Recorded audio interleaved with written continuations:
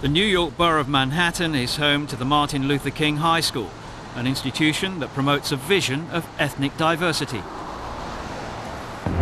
But it's not without its problems. Last year, on what would have been the 73rd birthday of the civil rights leader, one pupil shot another. The incident was to act as a catalyst for much-needed reform in all areas of school life. Principal Enid Margolis. Prior to the shooting, we were a school of well over 2,300 students in a very, very large complex.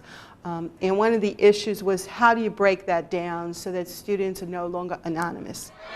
It's been decided to divide the school into 4 smaller, more manageable units, a move that could have far-reaching consequences for MLK's soccer team, the Knights. Whilst the school has had its fair share of bad publicity in recent years, the athletic achievement of its pupils has been a source of great pride.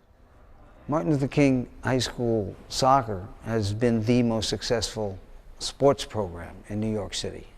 Overall, we have some great basketball programs, as the world knows. However, King soccer in the last 10 years has won more championships, more games, been more successful in placing children in colleges and in their future lives than any other sports program in the history of New York City. Despite the achievements of Coach Jacobson's teams, the restructuring of the school has left a question mark over the future of his programme. That's because the majority of players are immigrants. Many get a place at the school by virtue of their football skills and are then enrolled on a course entitled English as a Second Language, or ESL for short. Under the new setup, however, 3 of the schools will have no significant ESL programme. If the 4th follows suit, several members of Jacobson's championship-winning team will be forced to move elsewhere.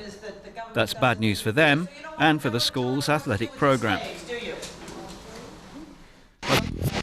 The MLK Knights are truly international.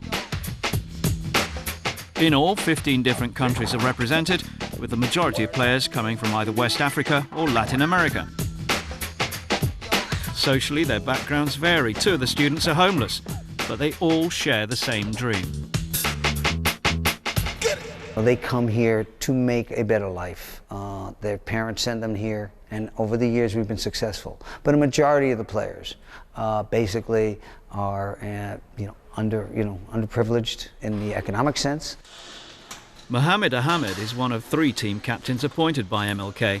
He arrived in the city from Ghana 18 months ago and lives in the Bronx with his father, Ahmed.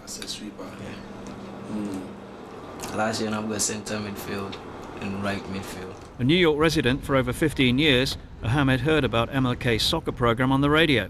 And since his son has been a part of it, he's noticed a difference both on and off the pitch.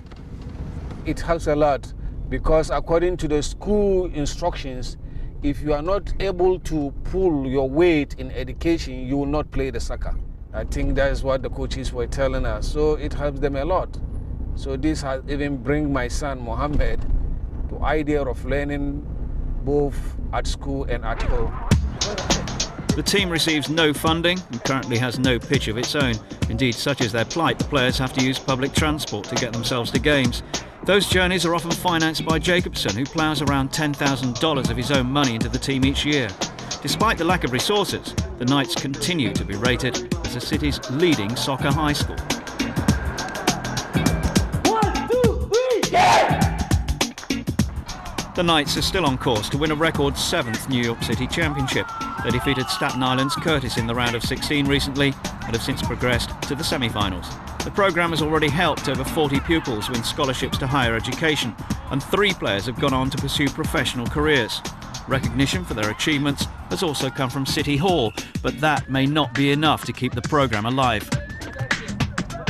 Currently, we've put together some proposals, friends of the program, teachers in the school, the principal, and we have a meeting set up with the Department of Education asking them to start a new high school with Martin Luther King's name. Let's hope that happens, yet still it would take me 2 or 3 years to rebuild what I have built up over 10. The future of the Knights is very much in the balance, as are the dreams of many youngsters who'd benefit from a programme inspired by the work of Martin Luther King.